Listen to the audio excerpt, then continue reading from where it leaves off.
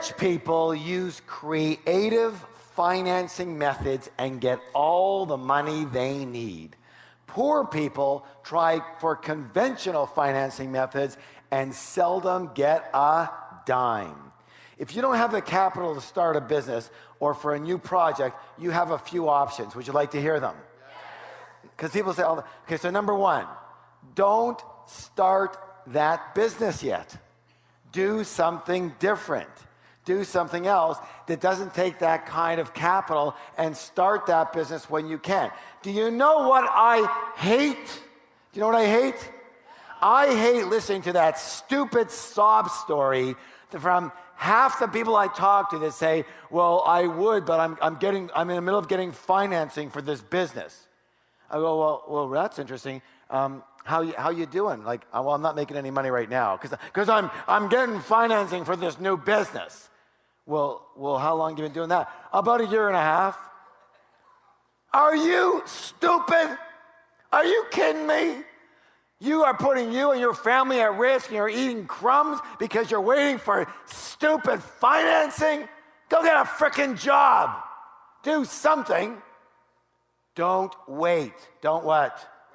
Don't wait. Do something else if you can't get financing for that particular thing. Yes or yes? That's ridiculous. You got to put bread on the table. Yes or yes?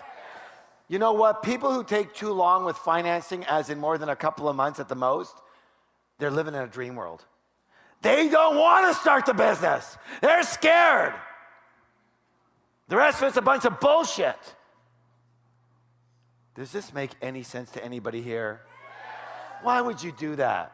Why would you be so stuck on not only this business, but this way of doing it that takes all this money? All right, so that brings us to number two. Number what? So the first one, write it down. Do something else. If you don't have the money, do something else. It's your choice. Be waiting around forever for somebody else to finance you. Yeesh. I'm telling you, when you don't have gas for your car, you don't wait, do you? Do you? No. Number two, start it, but start it in a different way. Write down, different way. Probably smaller than you were thinking, but do it anyways. Yes or yes? Maybe not perfect. Maybe not the perfect office, maybe not the perfect lights, maybe not the perfect computer, maybe not the perfect this and maybe the perfect that. It doesn't matter. Just get it started and make a few dollars. Yes or yes? That'll do you more good than anything fancy. I'll give you an example. When I was in Florida, I didn't have very much money. It was one of those times where, again, I had tried a few different businesses, so I'll tell you about in a minute, and wasn't working out too well. You know, and again, not broke, but, you know, making a few $100 a week, slogging away, nothing to write home about. You know what I'm saying? Yes or yes? Yes or yes? Yes. And so I heard about this shipment of a brand new product coming into the, at Port Everglades, the terminal there. And it was a shipment coming from China, and it was a shipment of these things called pen watches. Does anybody remember what those pen watches were? It was a pen, and on the end of it, it had a little digital LCD readout of the time. So I don't know why they don't have them anymore. I guess I sold them all, but they had, and so they were a really cool thing. I said, "Wow, this is great!" And I had an in where I could get the first boxes off the ship, and I'm going, I'm waiting for this. One little problem. Do you know what it was? I had no money to buy a single box. It was 144 pens at $2 each. That's $288. I had $4. I had no money, okay? And so I'm thinking, okay, how could I possibly do this? And so I go to the guy, listen, I need you to front me a box. I'll sell the box. I'll come back tonight with the money. Not a chance. They live on the same street I do. Okay, not a chance. Okay, could not get it. So here, you want to hear what I did? I waited for financing, right? I used my $4 and I used $2 of it. I got into the flea market, down Hallandale Flea Market. Anybody remember that? No? Okay. Hallandale Flea Market. And I looked around for a booth that wasn't doing so good. And I found this guy with a bunch of pants type stuff or whatever, and I watched him for about an hour. He looked like a good guy, but there was nobody coming to his booth, and people were coming all over the place. I went to him, I said, how's business? He goes, you can see for yourself, not so good. I said, how would you like to make double today what you did in the last week? He goes, what are you talking about? I said, I want to share your booth with you. I don't have money for a booth. Plus, I need $288 to go get a product that I'm going to bring right back here. I'm going to share your booth. I'm going to split the profits with you right now. In 2 hours, we'll make more than you do in a week. What do you say? He went, get lost. I said, listen, I'm going to go to, see that guy over there? The guy's got no business. I'm going to him next. It's up to you. I said, look, here's my watch. Here's my license. Here's my credit card. I'll drive there without a license. All I need is a stamp to get back in this stupid flea market. He hummed and he hawed and he hummed and he hawed. I told him all about it. I told him the guy, showed him where it was. He said, okay, I'll do it. He gave me $300. He said, if you don't come back, I'm going to kill you, okay? I said, I'm going to come back for my watch, okay? It's the only thing I have. I went to the port. I picked up one box. There was containers of this stuff. There was made about 1,000 boxes. Big Harv could pick up one box. That's all. So I get the box. I come back to the flea market. He was so surprised to see me. I pull out these pen watches. I write up a sign, handwritten, and I write up a sign, brand new, right off the ship. First day. Pen watches. 1995, no, it was 1895 for one, 1995 for two. You can see I already started, right? Yeah. Well, people saw the sign. They started, what's this pen watch? And I showed them the pen watch, and look at this. Sort of, you're going to be the first one on your block, the first one in history, yada, yada. We got rid of the box in 45 minutes. The whole box, okay? This guy was excited. I was shaking in my pants, okay? I said, listen, I'm taking the money. And he goes, oh, yeah, I want your watch. I want that watch. So I gave him the watch again, gave him my license, went and got another. I got another box, okay? Another box. Came back, did the same thing. By the end of the day, sold 4 boxes. Came back the next day. Good or good? Good. Next day, I said, I gave him a couple of boxes. I said, listen, you can do this without me, right? He goes, yep. I said, we're partners, half and half. Yeah. Guess what I did? I went to the other side of the flea market, scouted it out. I found a guy who wasn't doing so good. I said, look, I want you to come with me. I showed him my booth over there. I said, see this? This was you yesterday. That guy. Look at the lineup he's got. You want that lineup? Let's go to your booth. Go to his booth, take the other 2 boxes, start selling them over there. He gives me money, yada, yada. Before I know it, within 3 days, I had 4 booths at that flea market. So then I started putting ads in the paper for other flea market people in other parts of the state. And I ended up with 30 flea markets going. This was within 14 days. Okay? So how much did I start with, my friends? $2. I had no money for frickin' pen, okay? So don't wait. Do it in a different way, even smaller, but start. Get some momentum going. Get some sales. Get some demand. Don't wait for financing, for plans, for anything. You get started now. When do you get started? Now. Does that make sense? Yes. Give somebody a high five and say, you're smart.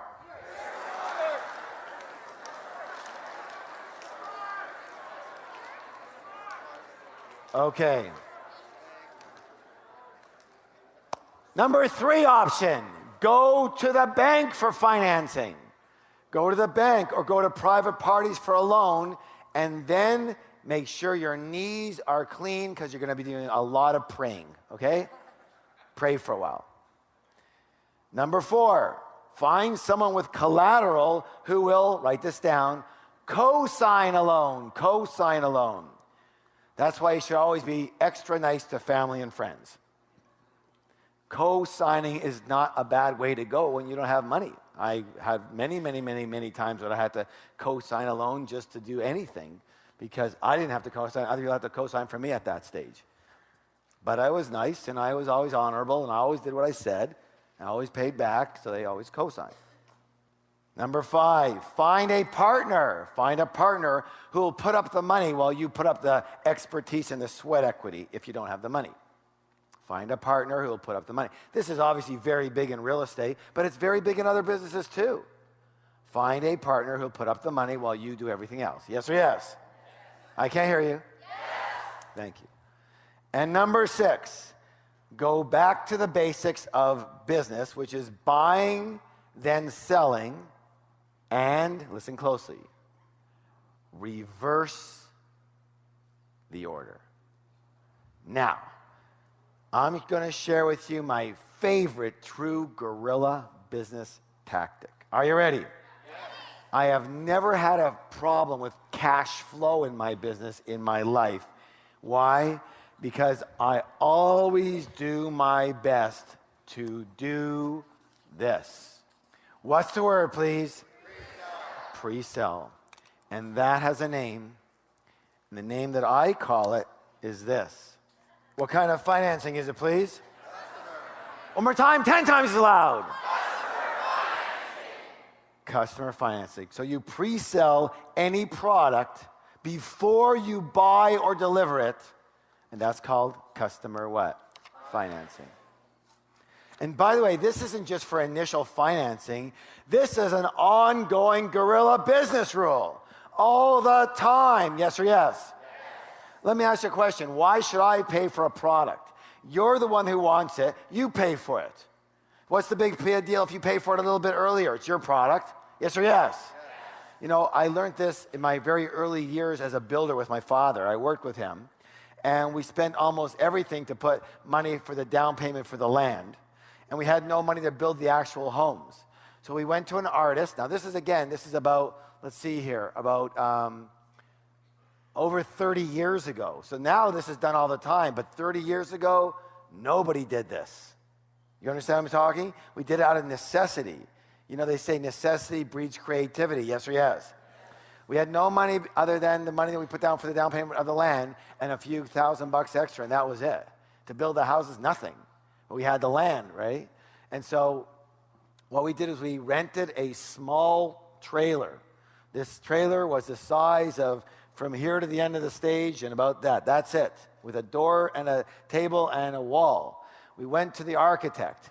We begged him for a great deal to create a floor plan and of the homes, of the 5 models, and artist renderings of those models. We framed them, we put them on the wall, and we sold off the pictures. Again, no brochures, no buildings, no nothing. That was unheard of at the time. Today, everybody does it. Then, nobody did it. You built a house, you sold a house. That was the way it was, simple as that. We didn't have the money to do that, so we had to do that. We pre-sold. You had to take a $20,000 deposit for us to hold the house for you. We used the $20,000 to build the houses. Yes or yes? And prayed for God, to God, that we would sell more, right? Anyways, at my fitness company, Fitnessland, which was a home exercise equipment store, I did the same thing. It's an interesting story. I think people learn a lot from it. At least that's what they tell me. Remember, how much did I start with? $2,000 that I borrowed on my what? Visa card. And I used that $2,000 for what? To pay my first and last month's rent of the store. Again, now picture this store. This store was not as wide as the stage. It's probably from here to the stage, about maybe from here, 10 feet wide, by from here to the camera long. So pretty small, narrow store. Bowling alley, yes or yes? Imagine the street over here, Main Street, window over here, door over here. Got it so far? All right, that's what the store looked like. It was, of course, empty. Now, I called all my prospective suppliers until I found one of all of them, I found one that would give me 30-day terms on one single rowing machine. Not a box of rowing machines, not a crate of rowing machines or a container. He gave me terms on one machine. The total price to me was, about $240. 30-day terms for $240. Whoa. That's all I got. Good or good? But it was a start. Yes or yes? And I told them I wanted to feature it in the store, which was pretty easy because it was the only thing that was going to be in the store. Look at the feature. So while I'm hand painting the sign, home exercise equipment, on a cardboard box that I found in the trash, put it in the window, people started coming in, right, to see what the hell was going on here. I did this very hot demonstration on this rowing machine. I actually was smart enough to put a little platform together that I built, and I put this little rowing machine on there, and it had a seat lock, so you could actually turn this machine into a full home gym. You could do curls on it, you could do tricep stuff, you could do leg stuff on it. It was a really cool thing. And so I did this very hot demonstration, and then I sold the rower, and I would say, I'd say, so they go, yeah, well, okay, I go, do you want one? And they go, well, yeah, I think I do. I go, well, I got some good news and some bad news. They say, what's the good news? The good news is it's a great machine. The bad news is that you couldn't get one if you tried because there's absolutely no more in stock. Right? But we'll have a few coming in a couple of weeks. The trouble is, everyone wants the same machine. So if you want to reserve one, I'm going to need a deposit. All right? How much is the deposit? $5.95 plus tax. That's full price. That's right. That's full price. If you want one from this coming shipment, if you want to wait for a couple of 3 months, you can put down $100. But if you want one in the next couple of weeks, you got to put down the whole thing. Well, what do you think everybody did? Everyone wanted the whole thing. So I collected 12. How many? 12 deposits. I sent the company a money order for the rowers, and I used the profit to pay my rent. And for 2 more sample pieces of equipment, I bought a single treadmill and a single stationary bike. Now I had 3 pieces of equipment in my whole store. Things were looking up. I kept on doing demonstrations in the front, right on the little stage that I had built. And here was the cool thing. Because people were kind of, what I did was so I had this little demo, the doors there, right? Had the demonstration stage over here, and I made a little rule that you couldn't go past the demonstration stage because you couldn't see then, right? So I forced everyone to kind of back up over here to watch, right? This demonstration. So they would be here in the window, and they would be here in front of the door, and you weren't allowed to go past here, right? Because I said, you don't want my back to you. They didn't understand what that meant, but they said, nobody knew. So what would happen is people would start looking in the window and seeing this crowd of people in their store. And so they would try to get in, but they could hardly get in because everyone was backed up against the door. So they would kind of force their way in, and you know how people look and stuff. So now there's always this big crowd of people, like 8, 12, 15 people in this little spot. You could have shot a cannon through the rest of the place. There's nothing going on, right? But they're all over there. And of course, the more people crowded in, the more people from the street were trying to look inside going, what are they giving away here? Got me so far? So they started coming in bunches, and I started doing even more in front there. And so then I said, okay, well, this is working good. So I took the cash desk, which was actually over here in the store, and I moved it to the front also. So there was nothing after 8 feet, just this treadmill and a bike in the back somewhere. And everything was happening in like 10 feet right here. That was it. Good or good? And then people would kind of poke their heads and they'd go, hey, what's going on in there? What's happening? And I'd kind of yell out and I'd go, we have a rowing machine that turns into a complete home gym. Everybody wants it.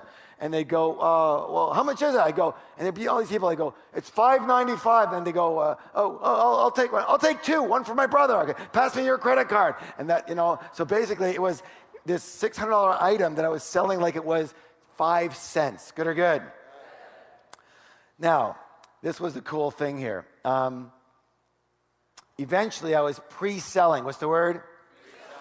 100 rowers a container at a time. Good or good? And here was the interesting thing. When I pre-sold them, I told them all to come back to pick them up at the same time. You have to pick it up 2 Saturdays from now between 11 and 12. If you don't pick it up then, your rower goes to someone else and you wait till the next shipment. So now you can imagine what happened. So I have this normal crowd on Saturdays anyways, and now there's going to be 100 people coming within 1 hour to pick up their rowing machines. I got this kid to help me, put them together, yada, yada. And all he was doing was handing in the rowing machines. We wouldn't even take it out for them, but everyone would be holding these boxes of rowers and trying to trample outside with these rowing machines, cutting through the crowd. Now this crowd is watching all these people leaving with rowing machines. And they're right away, they're just going, I want one, I want 2, I want 3, you know, and they're watching everybody buy them, which was very cool, yes or yes.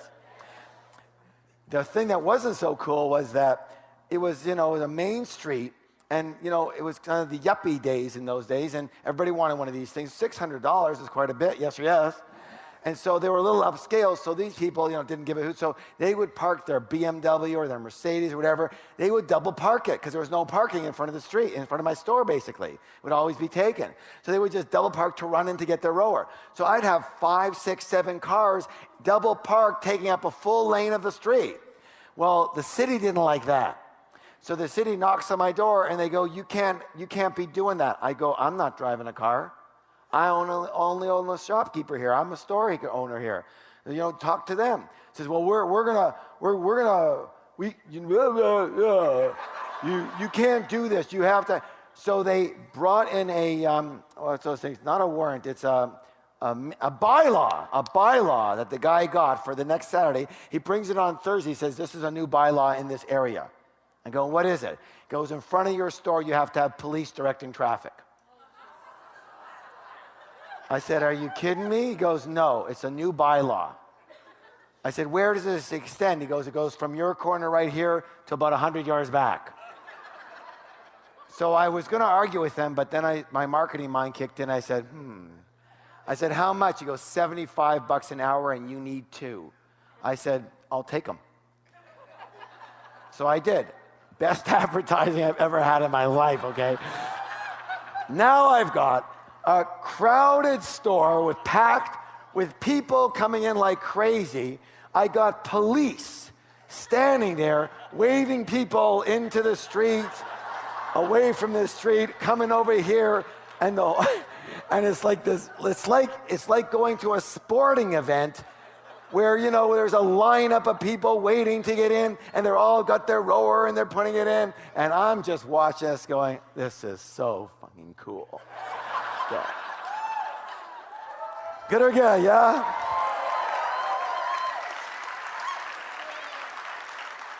So a few months later, not even 6 months, 5 months actually to the day, I gathered up a 1 container worth of deposits, which was how much?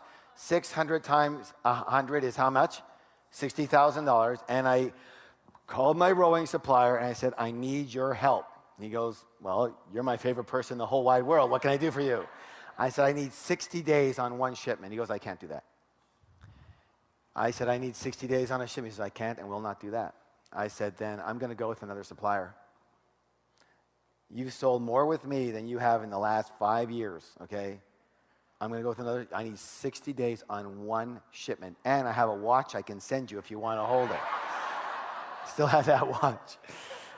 He talked to the owner, yada, yada, yada, and he finally did it for me. His name was John Hewlett. And he finally did it. And I took the $60,000, and instead of paying him, I opened up a new store. This time with all the bells and whistles. It had like 6 pieces of equipment in it, right? So it was very hot, and it looked really cool. It had a sign, our actual bought sign. It cost me $9,000 from the first day, and yada, yada, yada. So, and then they say the rest is history. Good or good? Yeah. And I use this pre-sell, what's it called? Pre-sell strategy to open 10 stores, 3 of them in 1 day. Good or good? And these were full-on stores all throughout the city. So even though we had plenty of cash, I always made it a policy. What's the word? Policy. To continue to pre-sell products before I had to pay for them. That's my policy. Yes or yes? Does this make any sense whatsoever? Is any lights going on here for some of you? I hope so here. I hope so here. Now, If you're selling to high volume buyers, sell from a sample or a prototype or a rendering. For goodness sake, don't be talked into producing 10,000 or 1,000 of anything and then try to sell it. That's ridiculous. Say, that's ridiculous. Yeah, but Harv, if I don't have the real thing, if I don't have them in stock, they won't buy it. Excuse my language. Bullshit. If it's good and they want it, they'll buy it. Understand? Otherwise, it's just a story. Harv, you don't understand. Walmart needs to know that you have them in stock. No, they don't need to know that. They need to know you have someone who can produce them, who's credible, and obviously you're not them. You understand? That's why I always say to people, they say, I've got this idea for a product or this, and I'm going to sell it to Walmart and all that kind of stuff, just like we've been talking. And that's great. And you go, who's going to produce it? Well, I'm going to produce it on my own. Have you been in this business before? No, not really. Then who the hell are you? Nobody knows you. Nobody's going to deal with you. These guys are looking for integrity. These guys are looking for credibility. See, if they put on the floor, they have to have it delivered. Yes or yes? If they make a purchase order, they got to have that. They have to know that you can deliver that. So get in bed with somebody who's already in that business, already a big manufacturer. And you go, they go, how are you going to manufacture this? Well, CIB is going to manufacture it. Oh, CIB? Yeah, John Harris. Oh, I know John well. Fine, no problem. Here's a purchase order. Understand? It's a whole different world. No, I'm going to find a manufacturer. I'm going to manufacture myself. I'm getting financing. All right, good. Just lost the order. Does that make sense at all? All right, good. Now, so with a property, get an option to buy first, then sell it, then buy the property. You've heard of this. This isn't new. Acquaintance of mine made $160,000. How much, please? On a single piece of land in 10 days. How long? Actually, it was 9 days, but 10 days. He found out about a piece of property and somebody who wanted to sell it before they listed it. He went to them. He got an option on the property. He put up a sign on the property. Within 6 days, someone came by, called him up, wanted to buy the property. He sold it to that person. Then he went and bought it, the property, and he made himself $160,000. Good or good? Very simple. No money, nothing. That's option. By the way, the option money, how do you like this? The option money, which was $3,000, he had, listen to this, 30 days to pay on it. He never even paid the $3,000. Zero money. All it cost him was a sign. Good or good? Say, I can do this. All right. If you are in the computer consulting or any other service business, raise your hand. Good. I want everyone to do this. Say, I'm going to do this. I can't hear you. Pre-sell an annual contract. An annual contract. I've had doctors in my room do this. Doctors now doing annual contracts. Oh, you can come in and da-da-da-da and do whatever, and it's going to cost you in your normal business or you're normally, $3,000 a year, $1,500, I'll cover you for the whole year. Good or good? You get all the money up front. Good or good? Computer consulting, anything else, annual contract. If you're starting to have a massage therapy clinic or a chiropractor clinic, pre-sell annual memberships. Yes or yes? For example, let's say massage, that's easy. You get 50 massages if you pay for 40. Good or good? So like people go like once a week, yes or yes? They get 10 massages. So imagine that your headline in wherever you're advertising, here's your headline. Sore neck, aching back, get 10 massages free. Don't you think people would look at that? Yes or yes? Of course they would. How do I get 10 massages free? Well, you take the annual contract and the annual payment, and you're good. Good or good? Saves them money, saves you money, makes you a lot of money. It's a good way to get a customer. Now, raise your hand if you've heard of fitness clubs. Everybody's heard of fitness clubs. Model them. They get people to pay for 1 or 2 years up front, don't they? And then 90% of the people go once or twice. And they never again. Can you imagine if it was just a pay-as-you-play, and they waited for these people to keep coming back? Hey, listen, Sue, I know you've been here twice, but it's been 3 months. Well, how about coming back in again? I'm busy. Oh, we're not getting paid. Do they wait? No, you got to pay up front. Yes or yes? Yes or yes? That's how they're able to sell 5,000 memberships to a place that can only hold 200 people. Yes or yes? Can you do this? Yes. I can't hear you. Yes. Say, I can do this. And I want you to list several ways that you can pre-sell a product or service in advance. Pre-sell a product or service in advance. Write them down, please. And please stand up for the declaration. Please stand up. Listen closely, nice and loud. I always pre-sell my product or service. I always pre-sell my product or service. Again, please. I always pre-sell my product or service. One more time, twice as loud. I always pre-sell my product or service. Turn to somebody, look them in the eye, give them a high five, and say, "You have a girl, a business mind."